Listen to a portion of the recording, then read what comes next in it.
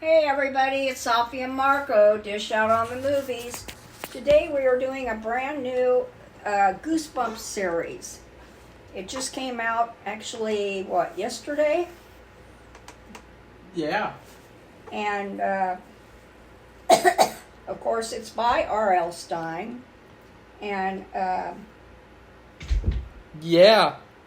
I think I don't know, I just forgot the name of the series. I think it's the House of Shivers.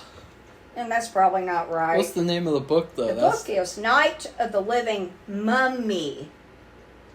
Whereas in other series, it's been Night of the Living Dummy. This is Night of the Living Mummy. This was a long book. Yeah. And we weren't looking forward to it because of the stupid title. We felt like, oh, what's this going to be? And, R.L. Stine, he did write, I would say that Curse of the Mummy's Tomb, I think that's what it's called, that's probably one of my top 5 Goosebumps books, or maybe top 10, but the sequel was terrible. Whatever it was like Return of the Mummy or something, and then I haven't read any of his other Mummy books, but Mummy stories in general can be a huge hit or a huge miss. And I felt like this book was actually a huge hit. I thought that this book was actually almost the best one so far of this House of Shivers series. I thought it was a really good book, except for the very end. The very end, I feel like, I told Marco my metaphor for it was having a bag of groceries in a paper bag and having them fall out the bottom of the bag splitting and opening up and all the groceries falling out all over the floor. And I just couldn't believe it. I even went back and listened to the ending of the book again because the story is so good. It takes you all the way to the end of the book and you don't know what's going to happen. Well, I did feel like it was a little bit predictable at certain things, like probably the most cringeworthy thing was the substitute teacher's name. This is a spoiler review. The substitute teacher's name, they do like this Troll 2 thing, where if you take 3 letters at the end of his name and put them at the front of his name, it proves that he's the bad guy. And I thought that was really, really cheap. Safi? Well, that didn't bother me. I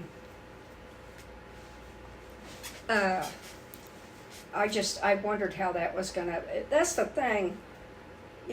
He says it was a little bit predictable, but they would take you down these predictable paths. But then he would take you down the predictable paths. There were twists, though. But then they would twist around to something else. Yeah. Which was good, because that's been the problem with these other books. They've been very childish, and they've been very Not the last one. Oh, I thought the last one was pretty good, too. Goblin Monday. Remember that, Safi? Yeah. I really liked that one. The one before it, though, was really bad. Another thing about this book that I liked was the fact that in other Goosebumps books, in fact, a lot of the original ones, it really feels like they start off at a certain level and then they never get any better or any worse the rest of the book. And so they never get really any more or less interesting either. They just stay at the same level for the whole book. And this book actually is really, really interesting. It goes all over the place in like a good way. And it feels very episodic. Almost like a comic book series, kind of, or like a TV series. Well, that's what I felt too. I felt it reminded me of a TV show. It could be made into a TV show. Yeah. And I thought that was interesting because those other stories we've read, there's no way that those could be made into a TV show and Which be ones? any good. What do you Any of mean? them almost. I remember What? the pirate one with the Slappy bird. World? Yeah. This isn't Slappy World, Safi. Well, I know these are different. There's different series, but but when he did the Nightmare Room, But and he did the Goosebumps original. What about Goosebumps. Goblin Monday? I think Goblin Monday could easily be an episode. Well, maybe I think it's the just other this, crappy book could easily be an episode. I don't think that's a valid argument. But anyway, I thought this. I mean, it was really good, and it kept you on the edge of your seat all the way to the end because you weren't sure because he'd done so many twists. You weren't, and it wasn't too many, and you weren't sure what was going to happen.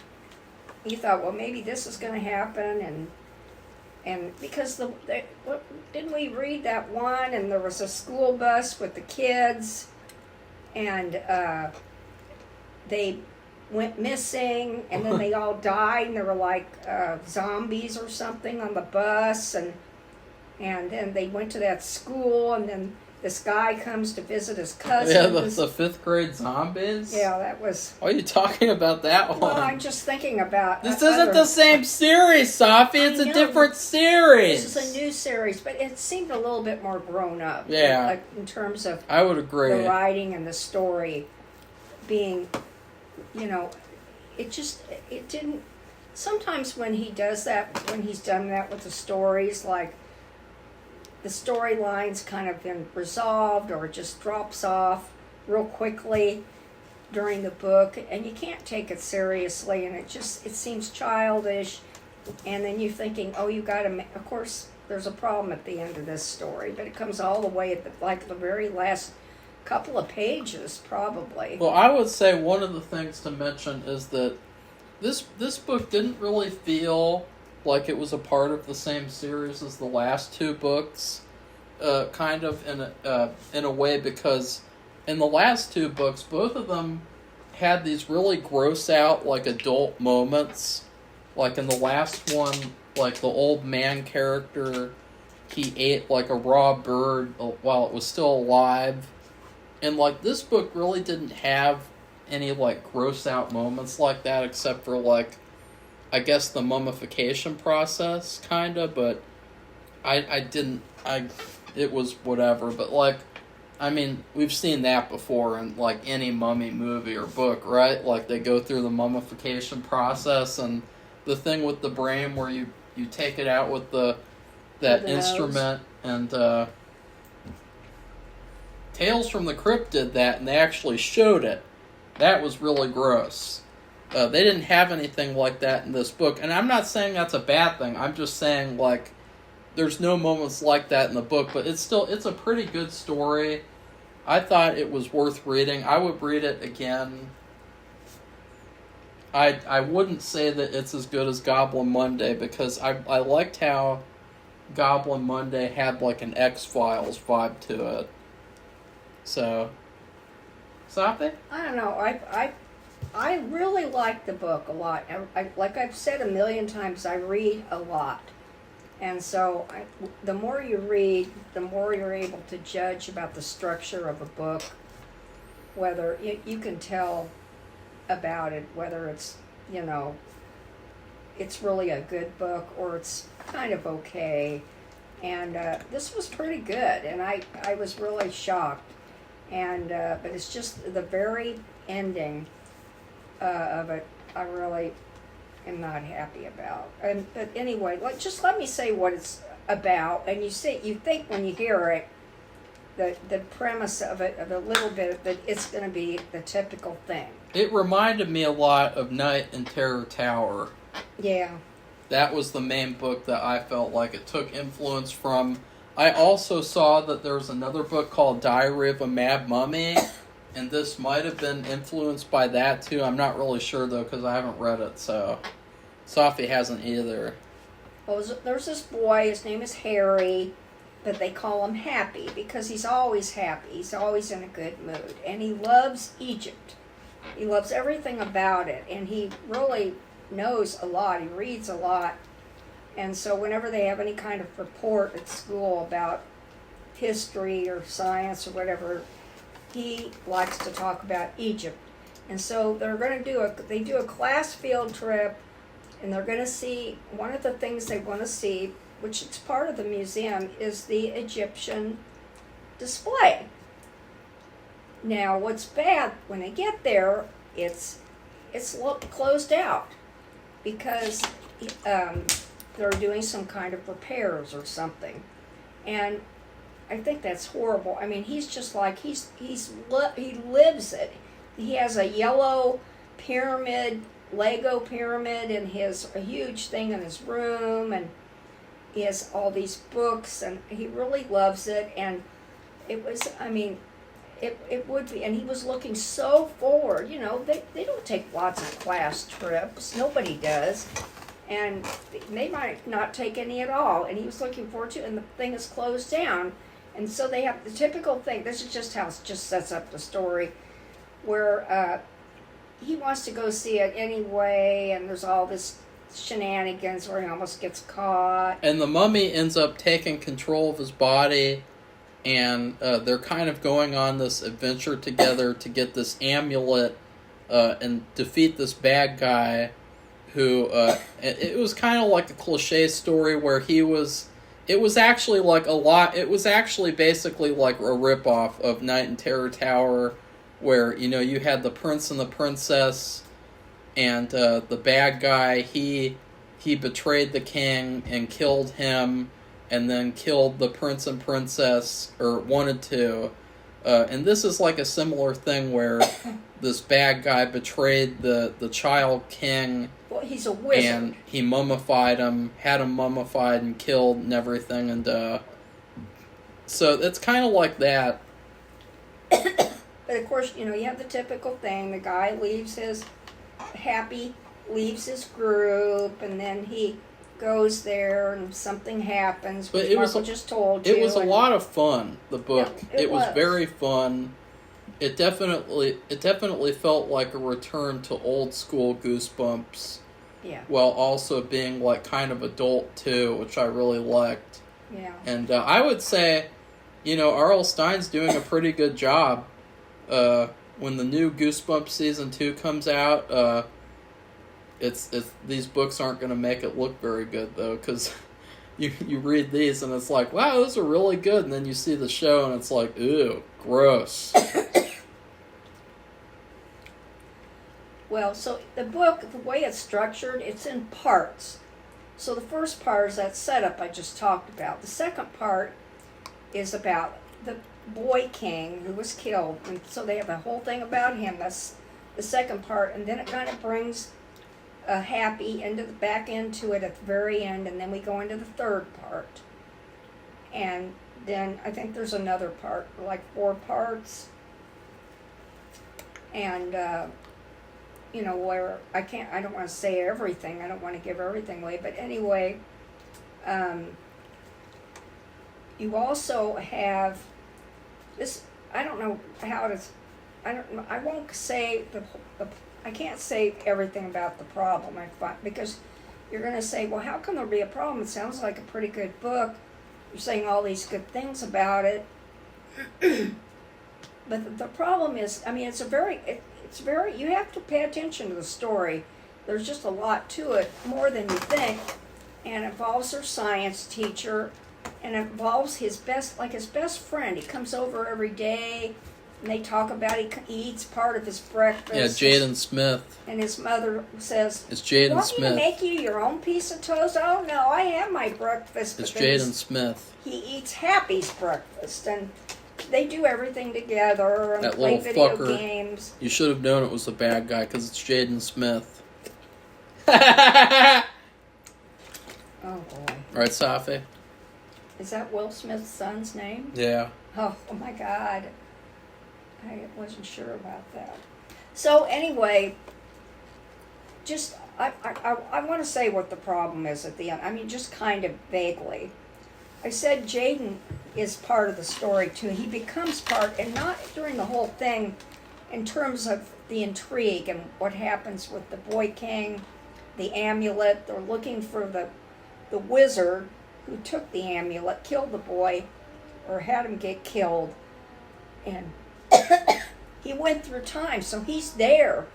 And so this boy king has been sent there too. So anyway, at the end,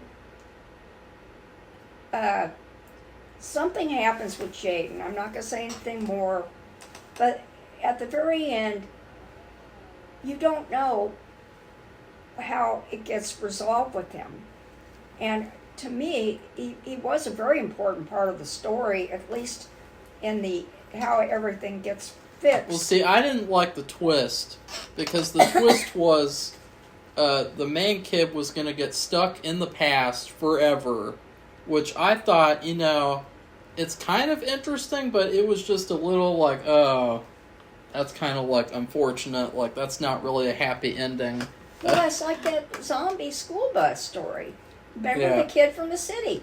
He got caught with that, and they wouldn't let him go, and he was going to have to be with them forever. But that was different. He tried to get out of it, and then it didn't work, and then they killed him. So that was kind of different. But it makes you think. And this will say the story goes almost all the way to the very end. I mean, in fact, I think I've talked about this before. I think he's restricted to the amount of words and pages he has. And well, it was really long, Safi. I mean, I know it was long. It was like, it definitely would have been more enjoyable to like read it over the course of a week or something. Yeah, that's what I usually do. But at the end of the book, he knocks himself out, and then he's suddenly back in the present. The substitute teacher, the evil one, is gone, but there's no mention of Jaden. So that's what Safi was talking about, and I just took it as it was because the book ended. And maybe if they had another page in the book that they would have mentioned, like, uh-oh, what about Jaden? Oh, yeah, he's dead. Wah, wah, wah. That's something that that makes this book a little bit childish, is that, in a lot of modern shows and movies, especially like an American Horror Story cult, they treat, like, the death of characters like it's just, like, an everyday thing, and it's not really a big deal at all. And there's no weight to it or anything. So, like, somebody will see someone else get killed, and then they'll just kind of brush it off and forget about it. And it's like, that's not really how it works. And I feel like, though, that, like, if they just have one more page, then they would have talked about Jaden. And they wouldn't have had to say a lot.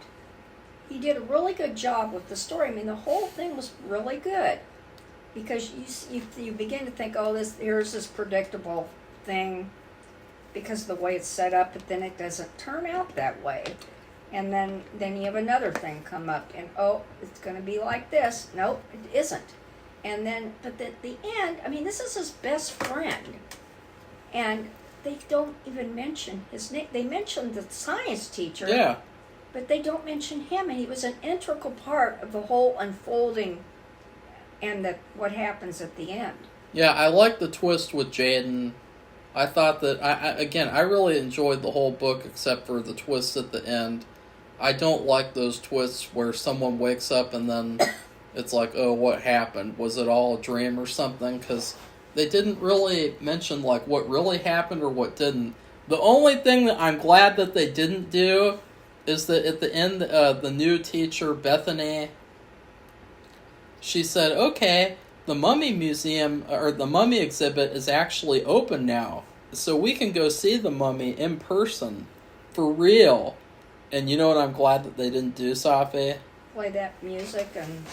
No, I'm glad that the main character didn't say, like, I know I have an in with the mummy, or something like that. Like, I can introduce you to him. I have an in with the mummy. And then they play the music. Dun, dun, dun, dun, dun, dun, dun. Yeah. But no, they didn't do that. That would have been really cheesy. But that was like the end of the book. And I think, what happened to the kid? And I thought, well, I must have misheard it. Maybe I got distracted. Somebody was talking to me. Usually when I'm doing something, I'm trying to work. I don't know what you're implying. No. And Cause anyway, so I listened to it twice carefully, and you don't have to listen to a lot. Like I said, the story takes you almost all the way to the end, like the last 5 minutes of the audio, and Nothing. And I was shocked. I've never heard of such a thing. There have been things we've watched on TV, episodes of whatever, American Horror Story or something like that, and they had a storyline going, or multiple, and they just dropped them and they didn't resolve any of them. So, but that wasn't, I don't think that usually happens with his books. What? They might, R.L. Stine, they might be goofy, kind of goofy, but still, they pretty much do something. And and to me, this is crucial. This was crucial. Yeah. This is his best friend. I just couldn't believe it. I would still say, I think they would, because the kid was knocked out. Marco just told you that. Yeah, and I thought maybe, was it said that, because I thought maybe he traveled back in time through hypnosis, and it was implied that him getting knocked out was taking him out of the trance or something. So, I don't know, but like, see, that what Marco's doing is what we always do.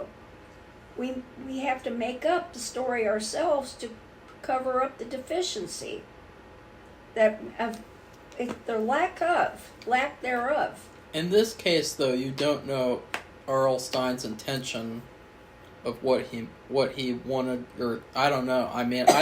I'd still say the House of Shivers series so far is two for one, or what is that how you would say it? It's two good books, very good books, and one bad book, or one kind of mediocre bad book. So I would say this series is pretty damn good so far, even with the flaws. Because remember, in the last book, they had that terrible, cheesy, stupid twist at the end, and it could have ruined the whole book if you were really upset about it. And it seems like Goosebumps books, though, they have a habit of doing that. They could be really good, and then something at the end will still kind of upset you. And so I'm not going to let it upset me too much, because I really appreciate a good mummy story more than a vampire story. Because people have a problem telling mummy stories.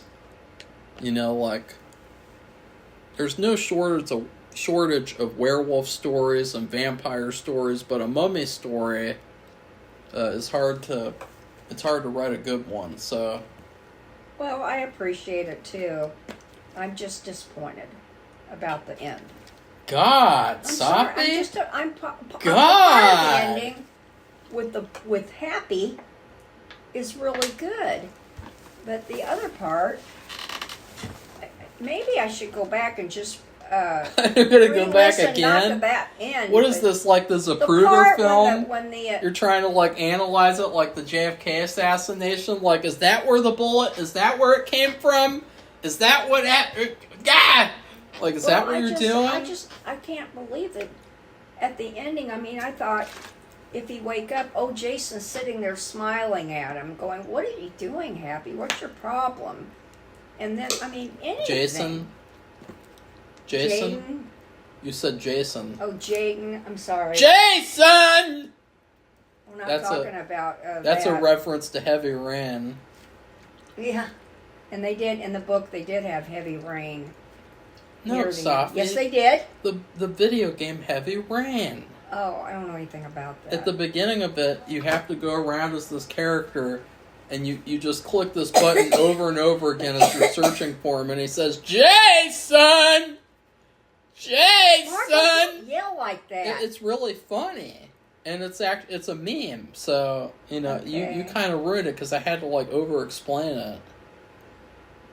Okay, well, I have no idea what you're talking about. So, Jason! So anyway, that's our review of the book, and if you get a chance, you should try to read it if you're a fan of R.L. Stine, and I think compared to what you see on TV, these Goosebumps series, which have been, I'm sorry, horrible, mediocre. And in fact, I purchased a month of subscription to a commentary channel just to hear them trash the show. that show from last year, and it's so funny because they literally said almost every single thing that I said on the reviews, and I thought, like, wow, because, like, you know, they didn't make their videos public, you know, they're all behind, you have to pay to watch those commentaries, and I thought, wow, like, they would have gotten the same amount of, like, fanboys who would complain. Yeah. Okay, so if you like this video, give it a thumbs up and become one of our subscribers. We have reached 600, and I think we're still determining what we're going Actually, to do. we just lost one subscriber, so we're back at 599. Oh, really? And that's why, Safi, you have to come up with what you're going to do. You can't just, like, this can't be like the thing where I said, hey, Safi, pick out a new series of books to review, and you're like, I don't know what to do, and you just forget about That's it. not You know, true. you have to actually come up with something to do. And see, guys, this is what happens when I give Safi control. I don't need the control. I have too many other things to do. We're back to $5.99. Well, it's funny that you should say that because I was watching some other channel. I don't know what it was because I watched so many different subjects, and they said the same thing. They had these subscribers, and then they said, "Uh-oh, we just lost the one. We don't really have whatever." So it's funny. That's what always happens, though. Always. You're not really in the clear until you reach, like, 603, I would say. Yeah. Okay, well, that's it, everybody. So goodbye. Bye!